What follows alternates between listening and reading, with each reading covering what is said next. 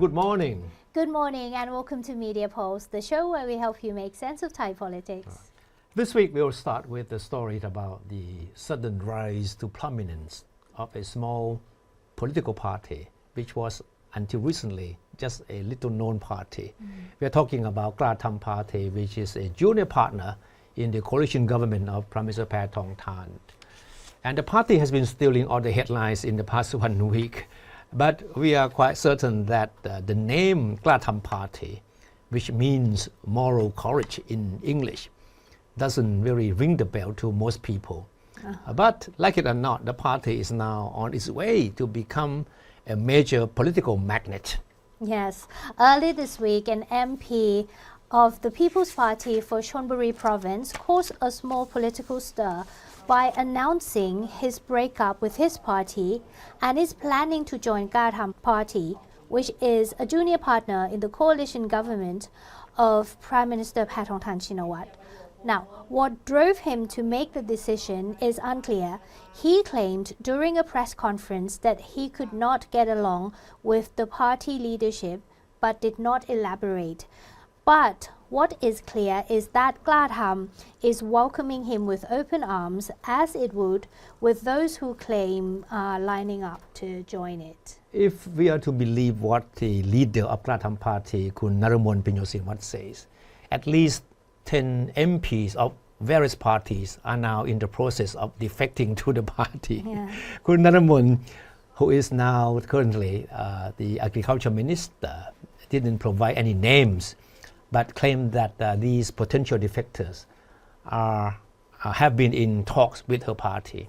So now you can see how popular the party is now. Yeah, as she spoke, 2 veteran politicians of Thai Sang Thai, a small opposition party, said that they were defecting to join Kla Tham Party. Now, one of them is a well-known former cabinet member, Anudit Nakornthap, and the other, a former prominent Bangkok MP, Deputy Commerce Minister Suchat Chomklin.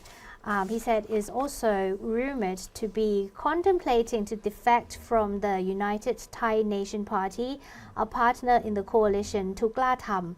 Naramon, however, said that they had not discussed the matter.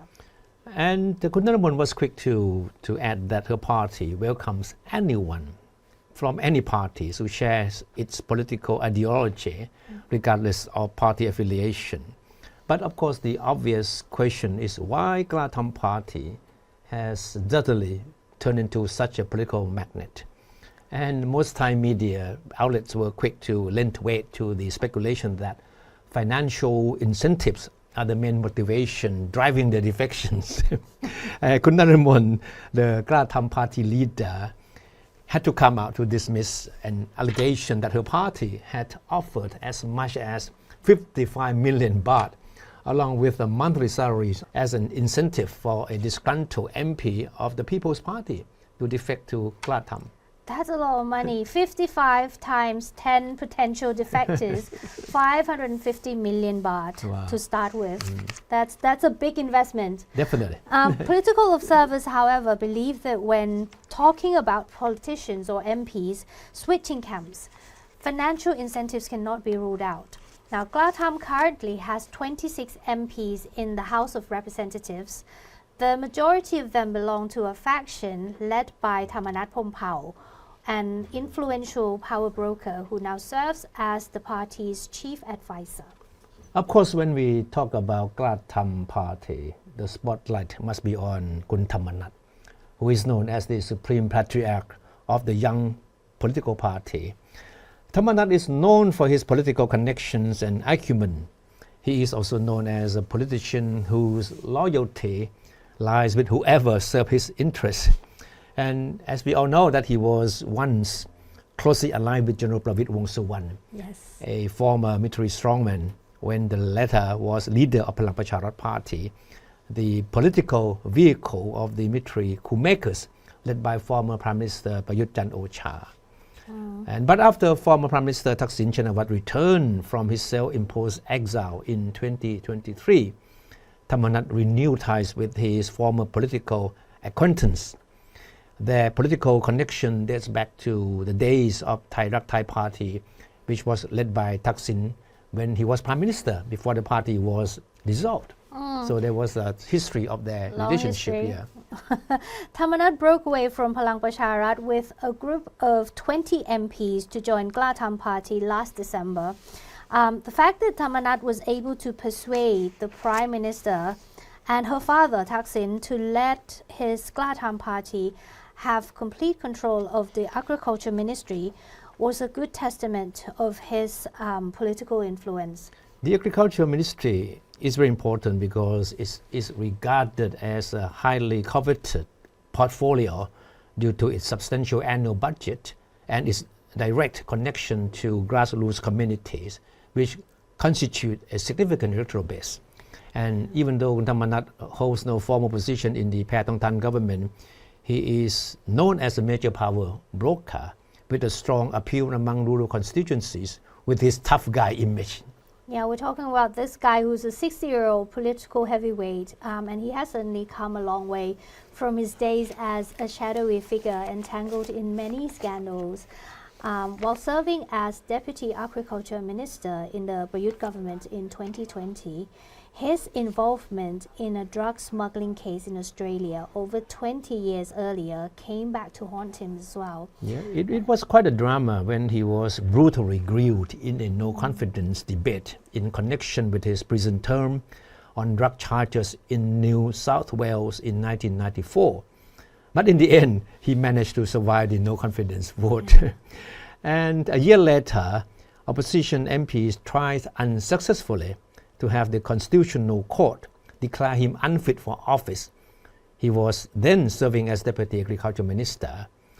The court at the time said it did not recognize Thammanat's conviction in the drug case in Australia because the verdict was delivered in a foreign country.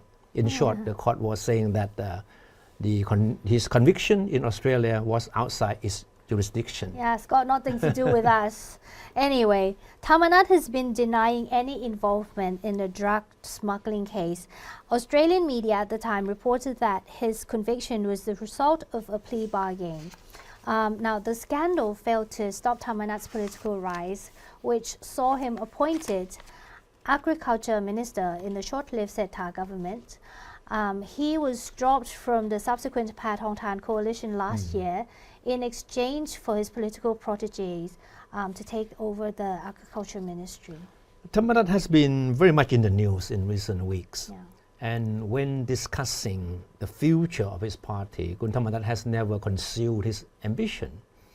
The former army captain said he expects Klatham Party to rival political heavyweights such as Pheu Thai, Bhumjaithai and the People's Party in the next general election, particularly in terms of winning House seats.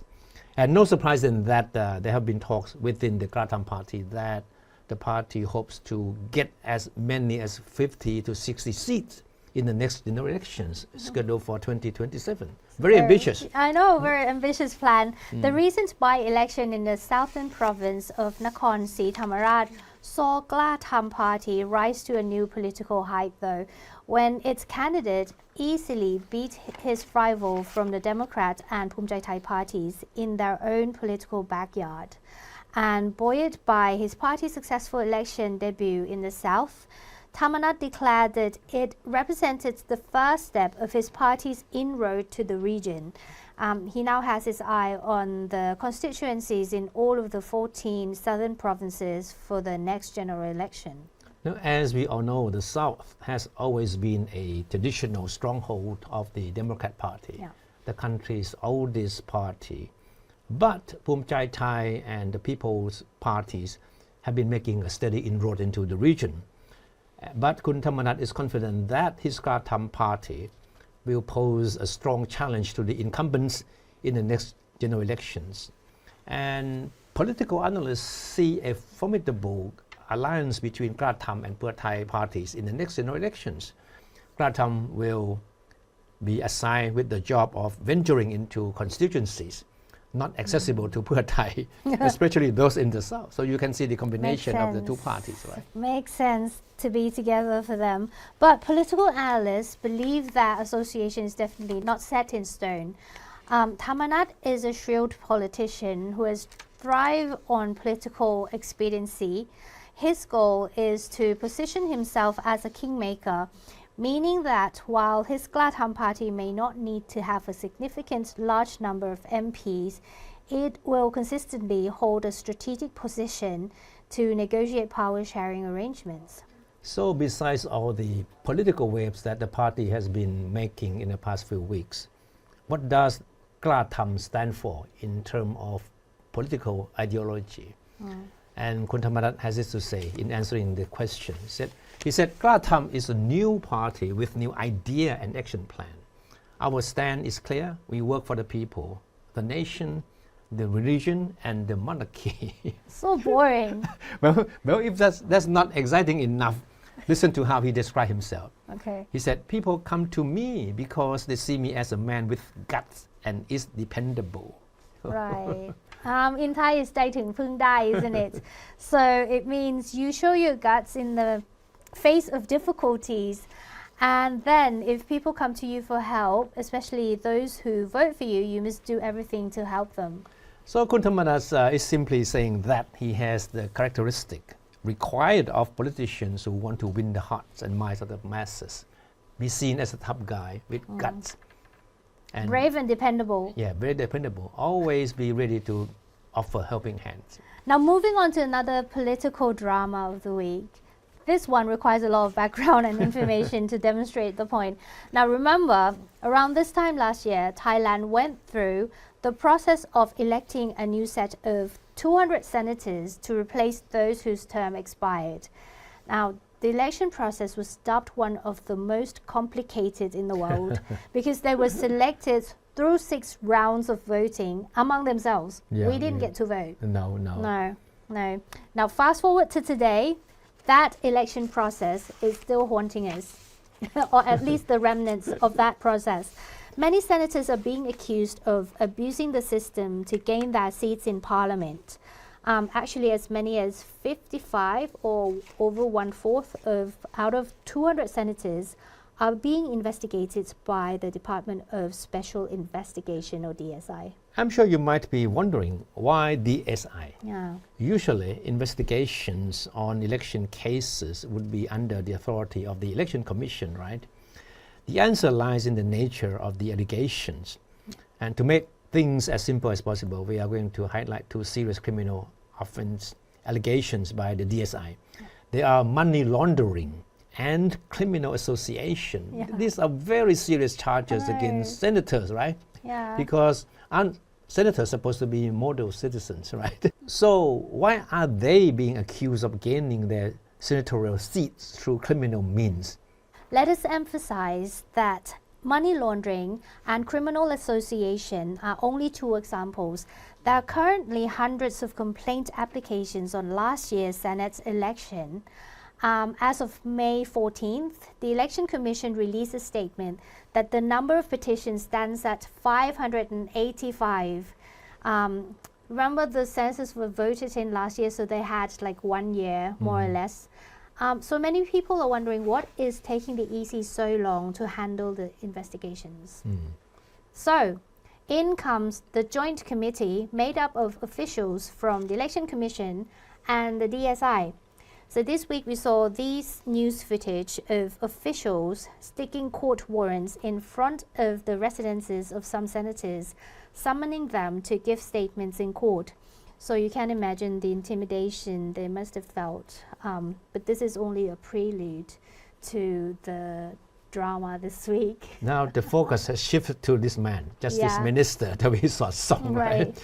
This week the Constitutional Court issued an injunction relieve Kun Thavi of the duty to supervise the Department of Special Investigation.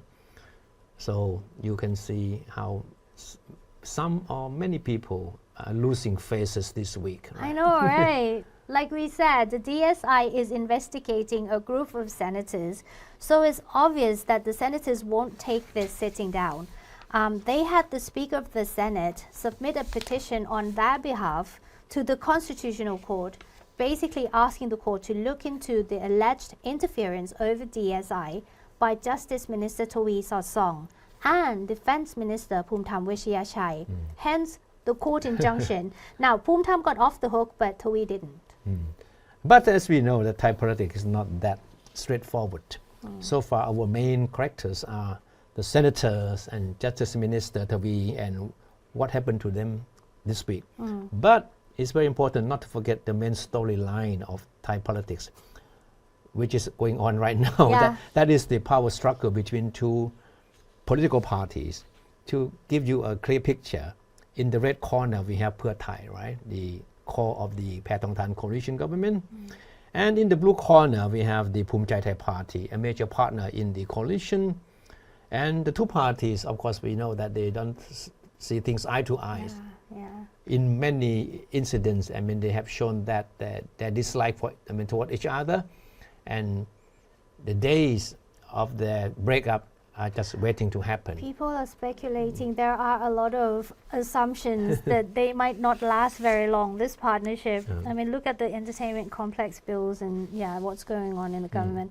But it is a well-known political assumption in Thailand that many senators are presumed to be affiliated with the Blue House of Bhumjaithai.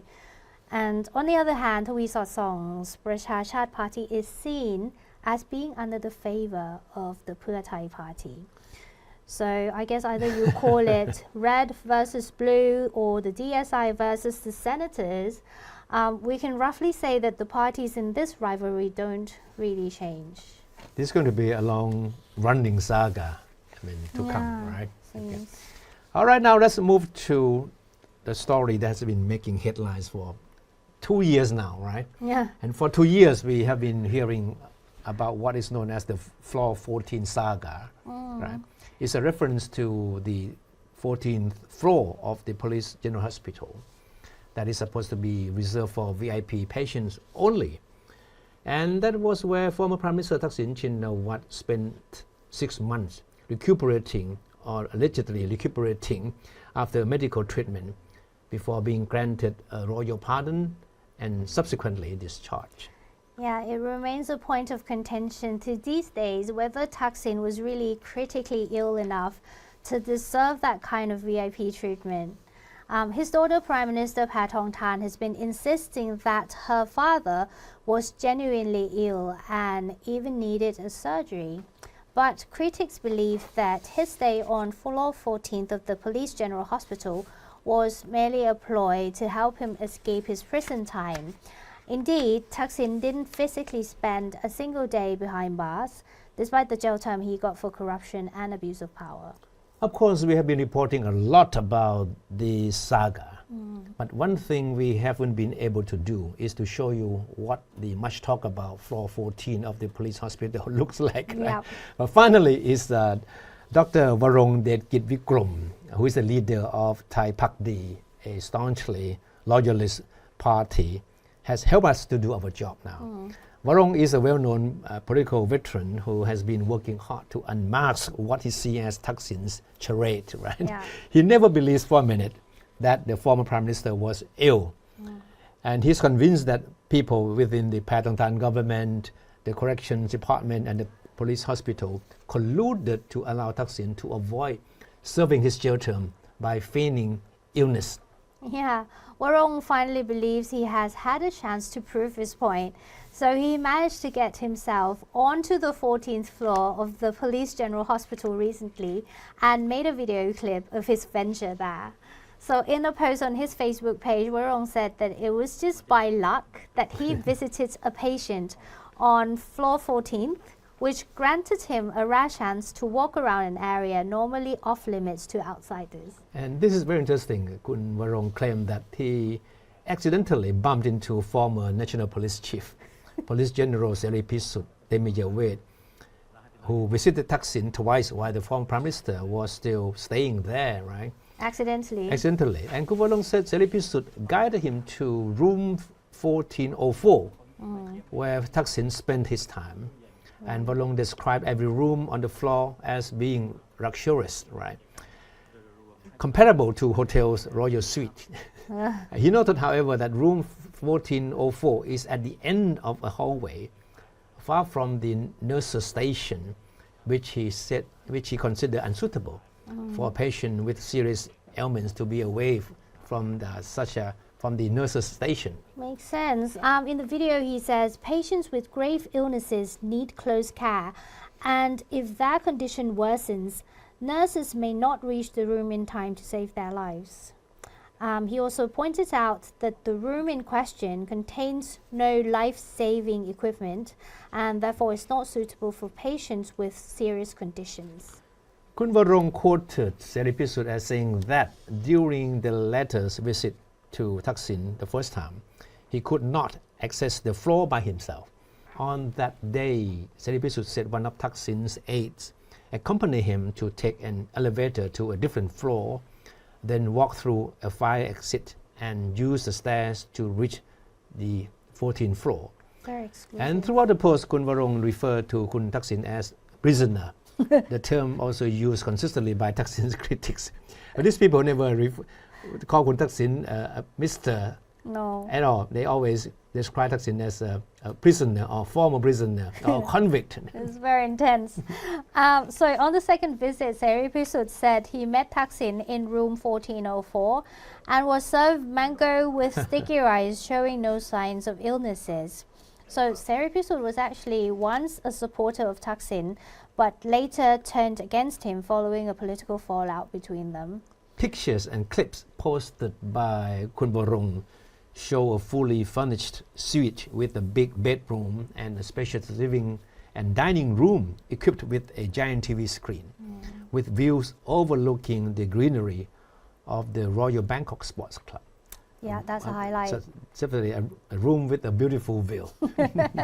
Warong's visit to the hospital came a week after the medical council ruled that there was no empirical evidence to prove there was a critical situation that could justify Thaksin being sent to the hospital for treatment.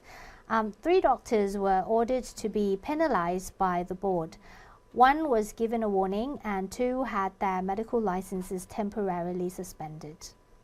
And the ruling has been sent to Public Health Minister Kun Somsak Thepsutin, who also served as the honorary president of the Medical Council, and who will decide whether or not to endorse or reject the ruling by the Medical Council. This is very interesting. If Somsak goes along with the ruling, then the ruling will take effect. The 3 doctors will be disciplined, right, as recommended. Yes. But if Somsak rejects the ruling, the issue has to come back to the Medical Council, which would need an overwhelming majority to confirm the initial ruling. But it would be quite a challenge for Somsak to deal with this matter. So the pressure is on one man. At least at the end of the day, we hope that this misery that has been haunting us for 2 years will be resolved. It's a nice hotel room. Looks very good. Well, I guess that's it for this week. Thank you so much for watching. We'll see you in the next one.